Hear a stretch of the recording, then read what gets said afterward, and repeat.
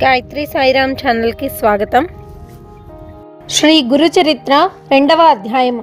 శ్రీ గణేశాయ నమః, శ్రీ సరస్వత్యై నమః, శ్రీ గురుభ్యో నమః. 2వ అధ్యాయం యొక్క ప్రస్తావన. గురుచరిత్ర పారాయణ వలన శుద్ధులైన ముముక్షువులకు ఒక వంక సద్గురు దర్శన అభిలాష, మరొక వంక విషయాలపై నిరపేక్ష తీవ్రమవుతాయి.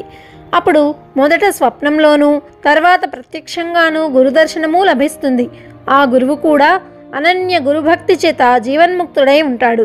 అట్టి సద్గురువు తారసిల్లినప్పుడు మన హృదయం ఆయనను నిస్సందేహంగా గుర్తిస్తుంది.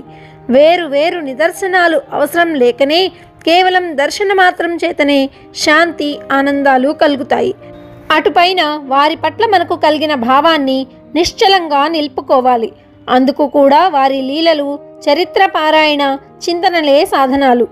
అంతటి పూర్ణ గురుని తెలిపే అనన్య గురుభక్తుడు లభించడం కూడా మన జీవితాకాశంలో ఉదయిస్తున్న గురు కృపకు చిహ్నమే. అంటే గురు చరిత్ర పారాయణ చేసే అవకాశం కూడా ఇట్టిదేనన్నమాట. ఈ అధ్యాయంలోని గురుసేవ వృత్తాంతం కల్పితం కాదు. శ్రీ షిరిడీ సాయినాథుని గురుసేవ అక్షరాల అలానే ఉండడం గమనార్హం. సద్గురు సేవ అనుగ్రహం వలన సచ్చిష్యుడు క్షణంలో వేద వేదాంగ పారంగతుడు అవ్వచ్చని, అతనికి సకల సిద్ధులు ప్రాప్తిస్తాయి అని పతంజలి మొదలైన మహర్షులు వ్రాసిన యోగశాస్త్ర గ్రంథాలు, శ్రీ గురుగీత కూడా చెబుతున్నాయి. శ్రీ అక్కల్కోట స్వామి, తాజుద్దీన్ బాబా మొదలైన వారి చరిత్రలలో కూడా ఇందుకు ఎన్నో తార్కాణాలు చూడవచ్చును. ఇక ఈ అధ్యాయంలోని కథారంభము. స్వప్నంలో జడలు, విభూతి, పులితోలు ధరించి దర్శనమిచ్చిన ఆ మూర్తి నామధారకుని మనస్సుపై చెరగరాని ముద్ర వేసుకున్నది. ఆయనను ప్రత్యక్షంగా దర్శించాలి అన్న ఆవేదన అతనిలో తీవ్రమైంది. అతడు కొద్ది దూరం వెళ్ళేసరికి ఒకచోట కృపాకరుడు, ద్వంద్వాతీతుడు అయిన ఒక యోగి పుంగవుడు కనిపించాడు. ఆయన పీతాంబరము, దానిపై పులి చర్మము, దేహమంతటా విభూతి, జడలు ధరించి ఉన్నాడు. ఆయన సాక్షాత్తు అతనికి స్వప్నంలో కనిపించిన యోగియే. ఆయన దర్శనంతో నామధారకుడికి రోమాంచితమై, కంఠం గద్గదమై, కన్నులు ఆనంద భాష్పాలతో నిండాయి. అతడు పారవశ్యంతో నమస్కరించి, స్వామి, నేను శ్రీ గురుని దర్శనం కోసం తప్పించి అది లభించకుంటే మరణించాలి అనుకున్నాను. కానీ స్వప్నంలో మీ దర్శనం అవగానే నా హృదయంలో సంతోషం ఉప్పొంగింది. కనుక నా దుఃఖం పోగొట్టగలవారు మీరేనని స్పష్టమైంది స్వామి. నాకు తల్లి, తండ్రి, భయహారకుడు, పోషకుడు, ఆచార్యుడు అన్నీ మీరే. వేరే దిక్కు లేదు. నా అదృష్టం వలన మీ దర్శనమైంది. మానవులకు సిరి సంపదలు ఉన్నప్పుడు మాత్రమే బంధుమిత్రులు దగ్గరవుతారు. ఆపత్ సమయంలో అందరూ వదిలిపెడతారు. సజ్జనులు మాత్రమే అట్టి సమయంలో ఆదరిస్తారు. ఇంతటి కష్ట పరిస్థితిలో నాకు మీరు లభించారు. యోగీశ్వర, అజ్ఞానము అనే చీకటిని నశింపచేయగల జ్ఞాన జ్యోతి స్వరూపులు మీరు. నా పేరు నామధారక శర్మ. తమ పేరేమి? ఎక్కడి నుండి వస్తున్నారు? ఎక్కడికి వెళ్తున్నారు అని అడిగాడు. అప్పుడు ఆ యోగి ఇలా చెప్పసాగారు. నాయనా, ఎవరి భక్తులు తప్పక భుక్తిని, ముక్తిని పొంది తీరుతారో, ఎవరిని యోగులు కూడా ధ్యానిస్తారో అట్టి త్రిమూర్తి అవతారమైన శ్రీ నృసింహ సరస్వతి స్వామి శిష్యుణ్ణి నేను. ఆయనయే సద్గురువు. తనను ఆశ్రయించిన వారికి సకల సంపదలు, సౌఖ్యాలు అనుగ్రహిస్తారు. నన్ను సిద్ధుడు అంటారు. లోకానుగ్రహార్థం భూలోక సురలోకాలలో తీర్థయాత్రలు చేస్తుంటాను అని చెప్పాడు. అంతటా నామధారకుడు, స్వామి, శ్రీ నృసింహ సరస్వతి స్వామి మహిమ గురించి ఎందరో చెప్పగా విన్నాను. మా వంశీయులందరూ ఆయన భక్తులే. అందువల్లనే నాకు ఆయన యందు భక్తి కలిగింది. నేను ఎల్లప్పుడూ ఆయనను స్మరిస్తున్నాను. కానీ నేనెంత కష్టాలలో ఉన్నా, నేనెంతగా ఆయనను ప్రార్థించినా నన్ను ఆయన అనుగ్రహించలేదేమి? ఆయన నాపై ఆగ్రహించారెందుకు అని అడిగాడు. సిద్ధయోగి వాత్సల్యంతో ఇలా అన్నారు. విప్రుడా, నేను చెప్పేది శ్రద్ధగా విని ఎప్పుడూ గుర్తుంచుకో. భక్తవత్సలుడైన సద్గురువు తన కృపను అన్ని జీవులపైన ఎల్లప్పుడూ వర్షిస్తూనే ఉంటారు. అందులో ఎట్టి లోపము ఉండదు. ఆయన కృపకు పాత్రులైన వారికే గాక వారి వంశంలో కూడా ఎవరికీ ఎట్టి దైన్యము కలుగదు. ఆయనను సేవించినా నీ దైన్యం పోలేదు అంటే ఎంతో ఆశ్చర్యంగా ఉన్నది. నీవు మనస్సులో ఆయనను సంశయించి ఉండాలి. అందువల్లనే నీకన్ని కష్టాలు వచ్చాయి. త్రికరణ శుద్ధిగా ఆయననే నమ్మి సేవించే వారికి ఎట్టి కొరవ ఉండజాలదు. నీ గురుభక్తి ఇంకా దృఢం కాలేదు. శ్రద్ధ లేనివాడు, సంశయాత్మకుడు ఎవరి చేత ఎన్నడూ అంగీకరించబడడు. శ్రీ గురుడు త్రిమూర్తి స్వరూపము. బ్రహ్మ, విష్ణు, రుద్రులు తమ భక్తునిపై కోపించినా సద్గురువు తన భక్తుని సునాయాసంగా రక్షించగలడు. కానీ ఆ సద్గురువే కోపిస్తే వానిని రక్షించగలవారు మరెవరూ లేరు. అయినా ఆయన ఎన్నడూ ఎవరిపైనా కోపించరు. అలాంటి శ్రీ గురుణ్ణే శంకించేవాణ్ణి అనుగ్రహించగలవారెవరు అని సిద్ధయోగి అన్నాడు. అప్పుడు నామధారకుడు, స్వామి, సద్గురువు త్రిమూర్తి స్వరూపం ఎలా అయ్యారు అని అడిగాడు. అంతటా సిద్ధుడు, మొదట పరమాత్మ ఒక్కడే ఉన్నాడు. ఆయన ఒకప్పుడు నేను అనేకమౌదునుగాక అని సంకల్పించి ఈ చరాచర విశ్వమయ్యాడు. అందులోని జీవులను ఉద్ధరించడానికి తిరిగి ఆయనయే సద్గురువుగా అవతరిస్తుంటాడు. అందువలన సద్గురువును తప్పక ఆశ్రయించాలి. శిష్యునికి తత్వజ్ఞానం కలిగించడం వలన, అజ్ఞానం నుండి రక్షించడం వలన, జన్మ పరంపరలను నశింపచేయడం వలన గురువు సృష్టి, స్థితి, లయాలకు కారణమైన త్రిమూర్తుల స్వరూపమయ్యారు అని చెప్పాడు. అంతటా నామధారకుడు, స్వామి, దేవతలు కోపించిన సద్గురువు రక్షించగలరు అంటిరే, అదెలా సంభవము? అందుకు తార్కాణం ఏమిటి? నా సందేహం తీర్చి నా మనస్సుకు స్థిరం ప్రసాదించండి అని వేడుకుంటాడు. అంతటా సిద్ధుడు అతని జిజ్ఞాసకు సంతోషించి ఇలా చెప్పసాగాడు. నీవు బుద్ధిమంతుడువు, మంచి ప్రశ్న వేశావు. మొదట ఒక్కడుగా ఉన్న పరమాత్మ తాను అనేకమవ్వాలని సంకల్పించాడు. ఆ సంకల్పమే ఈ జగత్తును సృష్టించిన మాయాశక్తి. మొదట ఆ నారాయణుని నాభి నుంచి ఒక కమలము, దాని నుంచి బ్రహ్మ పుట్టారు. అతడు శ్రీ మహావిష్ణువు యొక్క ఆజ్ఞను అనుసరించి ఆయన నుండి వెలువడిన వేదాలలో వివరించబడిన రీతిగా విశ్వమంతటిని సృష్టించాడు. మొదట ఆయన బ్రహ్మనిష్ఠులైన సనక, సనందన, సనత్కుమార, సనత్సుజాతులను, తర్వాత ప్రజాపతులైన మరీచి, అత్రి, అంగిరస, పులహ, పులస్త్య, క్రతు, వశిష్ఠులను సృష్టించాడు. తర్వాత ముల్లోకాలను, దేవతలను, నానా విధములైన జీవరాశిని, మానవులను సృష్టించాడు. వారి వారి పూర్వజన్మ సంస్కారములను అనుసరించి ఉత్తమమైన వర్ణాశ్రమ ధర్మాలను ఏర్పరిచాడు. అలాగే 4 యుగాలను సృష్టించి క్రమపద్ధతిన వాటిని భూమిపై ప్రవర్తింపచేశాడు. మొదటగా ఆయన సత్యమే ఆకారముగా కలిగి యజ్ఞోపవీతము, ఆభరణాలు ధరించి ఉన్న కృతయుగాన్ని భూలోకంలో 17,28,000 సంవత్సరాలు ప్రవర్తించి రమ్మని ఆదేశించాడు. జ్ఞాన వైరాగ్యాలు ఈ కృతయుగ లక్షణాలు. అది పూర్తయ్యాక ఆయన దృఢమైన శరీరం కలిగి ఉండి చేతిలో యజ్ఞ సామాగ్రి ధరించిన త్రేతాయుగాన్ని పిలిచి భూమిపై 12,96,000 సంవత్సరాలు తన ధర్మాన్ని ప్రవర్తించచేయమని ఆదేశించాడు. అందుకే ఆ యుగంలో అందరూ ధర్మశాస్త్రము ఎరిగి యజ్ఞయాగాదులను అనుష్ఠించారు.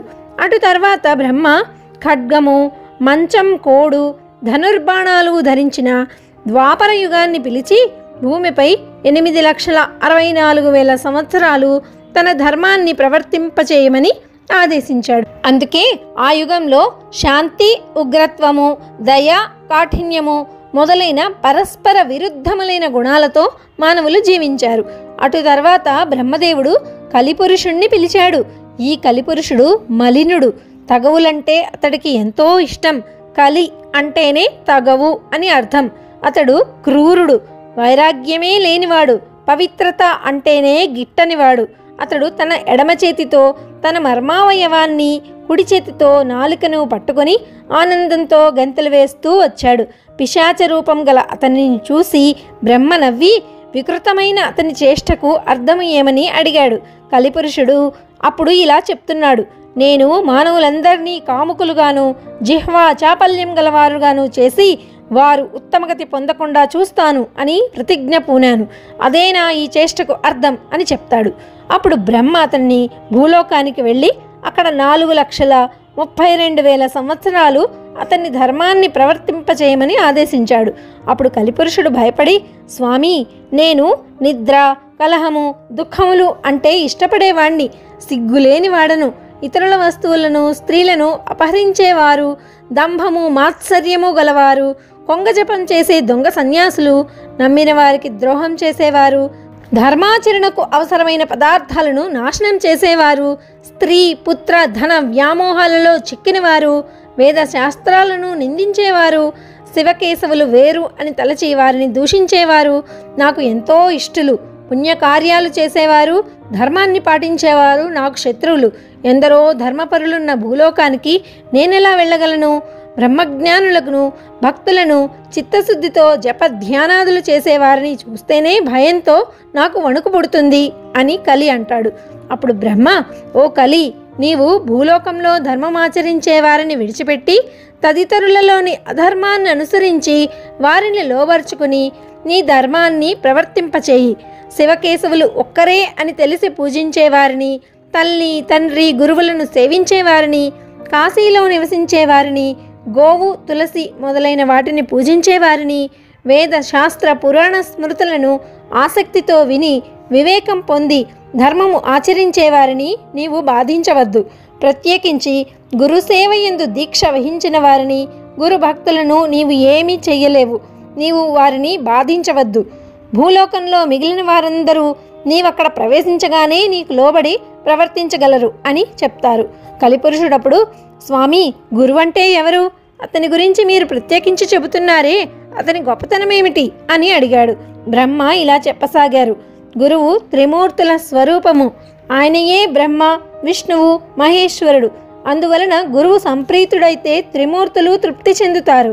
గురువు కోపించిన వారిని ఆ త్రిమూర్తులలో ఏ ఒక్కరూ రక్షించలేరు.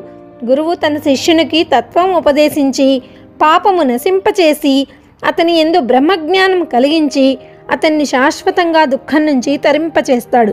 అలానే గురువు సంప్రీతుడైతే త్రిమూర్తులు సంప్రీతులవుతారు. కానీ త్రిమూర్తులలో ఏ ఒక్కరు సంప్రీతులైనా గురువు సంప్రీతుడు కాకపోవచ్చు. కనుక ఎవరైతే శాస్త్రానుసారం గురువును సేవించి ఆయన ప్రీతికి పాత్రుడవుతాడో అట్టి శిష్యుడు తానే బ్రహ్మ అవుతాడు. అతనికి తీర్థయాత్రలు, వ్రతాలు, తపస్సు చేసిన ఫలితమంతా గురుసేవ వల్లనే లభిస్తుంది.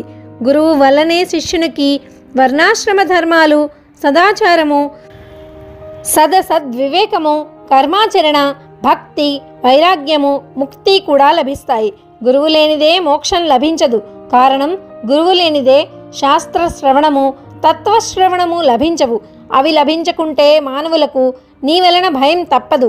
శాస్త్రాలు స్వయంగా చదువుకుంటే అర్థమయ్యేవి కాదు. శాస్త్రాలను సార్థకమైన రీతిన వివరించడం సద్గురువుకు మాత్రమే సాధ్యం. అందుకే ఆయన జ్ఞాన జ్యోతి స్వరూపము. సద్గురు సేవ వలన సర్వము సిద్ధిస్తుంది. అందుకు తార్కాణం చెబుతాను విను అని ఈ విధంగా చెబుతున్నారు. పూర్వం గోదావరి తీరంలో అంగీరస మహర్షి ఆశ్రమంలో అనేక మంది సద్బ్రాహ్మణులు, వ్రతదీక్ష పూనిన వారు, తపస్వులు ఉండేవారు. వారిలో పైలుని కుమారుడు వేదధర్ముడు అనే ముని ఉండేవాడు. ఆయనకు ఎందరో శిష్యులుండేవారు. ఒకసారి ఆయన తన శిష్యుల భక్తి శ్రద్ధలను పరీక్షించదలచి అందరినీ పిలిచి ఇలా అన్నారు. నా పూర్వజన్మ పాపాలలో ఎక్కువ భాగం ఈ జన్మలో తపస్సుతో నశింపజేసుకున్నాను. మిగిలి ఉన్న కొంచెము అనుభవిస్తే గానీ తీరదు. ఒకవేళ దానిని నా తపశ్శక్తితో పోగొట్టుకున్నా అది నా మోక్షానికి విఘ్నం కలిగిస్తుంది. అందువలన నేను సర్వపాపహరమైన కాశీనగరానికి వెళ్ళి ఆ కర్మశేషం అనుభవించి దాన్ని నశింపజేసుకుంటాను. అక్కడ నా పూర్వపాపాన్ని అనుసరించి గళత్ కుష్టు రోగినయ్యి, కుంటివాడిని అయ్యి, గుడ్డివాడిని అయ్యి 21 సంవత్సరాలు కర్మఫలం అనుభవిస్తాను.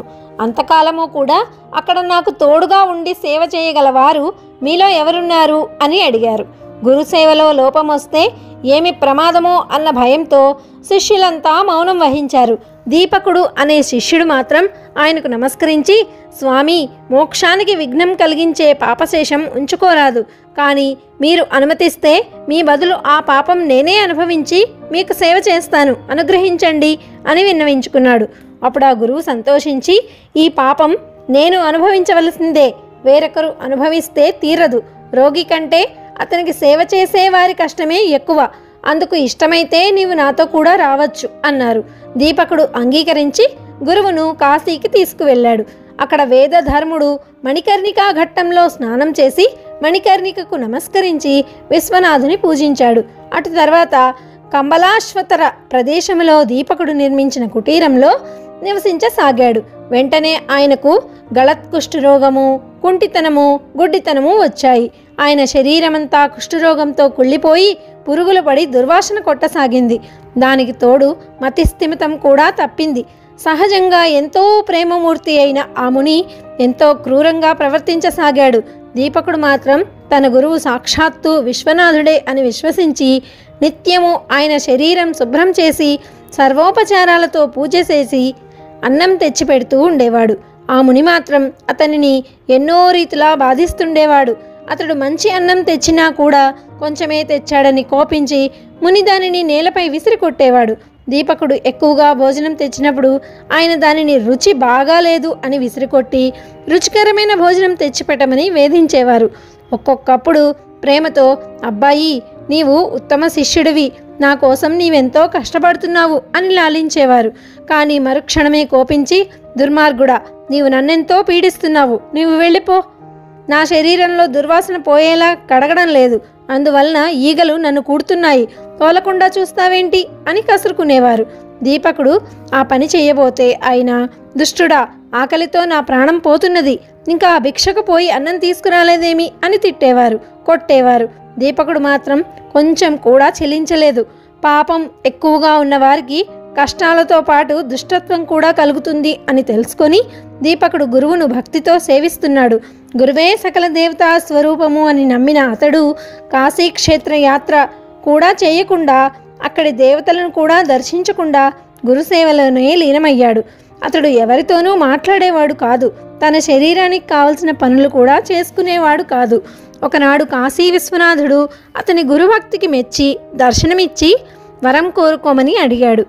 అతడు తన గురుదేవుని అనుజ్ఞ లేకుండా ఎట్టి వరము కోరలేను అన్నాడు. తన గురువు వద్దకు వెళ్ళి వారి వ్యాధి తగ్గేలా తాను వరం కోరడం ఆయనకు ఇష్టమేనా అని వేదధర్ముణ్ణి విచారించాడు. అప్పుడు ఆయన, ఏమిరా, నా సేవ చేయడం నీకంత కష్టంగా ఉందా?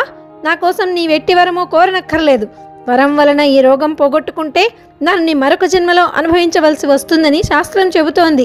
కనుక నేను ఈ జన్మలోనే ఆ పాపం అనుభవించి నా మోక్షానికి ఆటంకం తొలగించుకుంటాను అని చెప్పారు. కానీ విశ్వనాథుడు దీపకుని ద్వారా ఆ విషయం తెలుసుకుని నిర్వాణ మండపానికి వచ్చి దేవతలందరి సమక్షంలో ఆశ్చర్యంతో ఆ విషయం విష్ణుమూర్తితో చెప్పాడు. విష్ణుమూర్తి ఆనందించి ఆ గురు శిష్యులను చూడ్డానికి వెళ్ళాడు. ఆయనను చూడగానే దీపకుడు నమస్కరించి, స్వామి, వరాలు కోరి మీకోసం తపస్సు చేస్తున్న వారిని ఉపేక్షించి మిమ్మల్ని ఎన్నడూ సేవించని నాకు దర్శనమిచ్చారేమి అని అడిగాడు. అంతట విష్ణుమూర్తి, నాయనా, గురువును భక్తితో సేవిస్తే నన్ను సేవించినట్లే. అట్టి శిష్యోత్తమునకు నేను అధీనుడను. తల్లిదండ్రులను, విద్వాంసులను, విప్రులను, తపస్సులను, యతులను పూజించేవారు పతియే దైవమని విశ్వసించి అతనిని సేవించే పతివ్రతలు కూడా నన్ను సేవించిన వారే అవుతారు అని చెప్పి వరం కోరుకోమన్నాడు. దీపకుడు ఆయనకు నమస్కరించి, గురువే సకల దేవతా స్వరూపమని, సకల తీర్థ స్వరూపి అని వేదాలు శాస్త్రాలు చెబుతున్నాయి. మీరిచ్చే వరం గురువు ఇవ్వగలడు కదా అన్నాడు. శ్రీమన్నారాయుడు, మేమిద్దరము ఒకటే, మా ఇద్దరి సంతోషం కోసం వరం కోరుకో, నేను అది ప్రసాదించి ఎల్లప్పుడూ నీ అధీనంలోనే ఉంటాను అన్నాడు. అంతట దీపకుడు, స్వామి, అలా అయితే నా గురుభక్తి నిరంతరము వృద్ధి చెందేలా అనుగ్రహించండి అని కోరాడు. అంతటా విష్ణుమూర్తి సంతోషించి, నీవు గురుసేవ వలన తరించావు, నీవీ లోకంలోనే బ్రహ్మానందము పొందగలవు. నీవెల్లప్పుడూ నీ గురుదేవుణ్ణి ఇలానే సేవిస్తూ ఉండు. వేదము, వేదాంగాలు, వేదాంత వాక్యాల అర్థం తెలుసుకొని గురువే పరమార్థము అని, పరబ్రహ్మము అని తెలుసుకొని గురువును ఎవరైతే సేవిస్తారో వారికి దేవతలందరూ వశమవుతారు. నిరంతరము సద్గురువును సేవించేవారు కూడా లోకపూజ్యులే. త్రిమూర్తులమైన మా అనుగ్రహం వల్లనే మానవులకు సద్గురువు లభిస్తారు అని చెప్పి విష్ణువు అంతర్ధానమయ్యాడు. తర్వాత దీపకుడు ఈ సంగతి చెప్పకముందే వేదధర్ముడు జరిగిందంతా చెప్పి దీపకుని గురుభక్తికి మెచ్చి, చిరంజీవా, నీవు కాశీలోనే నివసించు. అష్టసిద్ధులు, నవనిధులు నిన్ను సేవిస్తూ ఉంటాయి. నిన్ను స్మరించిన వారి కష్టాలు కూడా నశిస్తాయి అని ఆశీర్వదించి వెంటనే ఆరోగ్యవంతుడయ్యాడు. కాశీ క్షేత్ర ప్రభావం తెలపడానికి, శిష్యుణ్ణి పరీక్షించడానికి, స్వధర్మాన్ని బోధించడానికి వేదధర్ముడు కుష్ఠరోగి వలె కనిపించాడే గాని నిజానికి ఆయనకు పాపమెక్కడిది? ఆయన తన శిష్యులను ఉద్ధరించడంలో అమిత కుశలుడు, లోకప్రియుడు, జీవన్ముక్తుడు, ఆదర్శప్రాయుడైన ముముక్షువు తన ప్రారబ్ధాన్ని సంతోషంగా ఎలా అనుభవించాలో సాధకులకు తెలపడానికి, శిష్యుని భక్తిని, నిష్ఠా ఓరిమిలను, విశ్వాసాన్ని పరీక్షించడానికి మాత్రమే కుష్ఠరోగగ్రస్తుడయ్యాడు. ఇటువంటి గురుసేవా వృత్తాంతాలు అనేకమున్నాయి. ఇవి చెప్పేవారి దోషాలను, వినేవారి పాపాలను కూడా పోగొడతాయి. ఓ కలిపురుష, కలియుగము ఆరంభం అవవలసి ఉన్నది కనుక నీవు భూలోకానికి వెళ్ళు, కానీ సద్గురు భక్తిని నీవు కంటితోనైనా చూడవద్దు సుమా అని బ్రహ్మదేవుడు కలిని ఆదేశించాడు. అది విని కలిపురుషుడు ఆయనకు నమస్కరించి భూలోకానికి వెళ్ళాడు. గురువు యొక్క మహిమ ఇంతటిది అని చెప్పడానికి వీలవుతుందా? నామధారక, ఎవరు సాత్వికమైన ఓర్మిని పొంది దృఢ భక్తితో దైవాన్ని, భక్తితో సద్గురుని భజిస్తారో వారు తప్పక కృతకృత్యులవుతారు. కాబట్టి నీవు పరమ శ్రేయస్సు కోరితే నిస్సంశయంగా శ్రద్ధాన్వితుడవై నరదేహంతో అవతరించిన శ్రీ గురుని సేవించు అని సిద్ధుడు చెప్పారు. ఇంతటితో 2వ అధ్యాయం సంపూర్ణం. శ్రీ దత్తాయ గురవే నమః. శ్రీ శ్రీపాద శ్రీవల్లభాయ నమః. శ్రీ నృసింహ సరస్వత్యై నమః.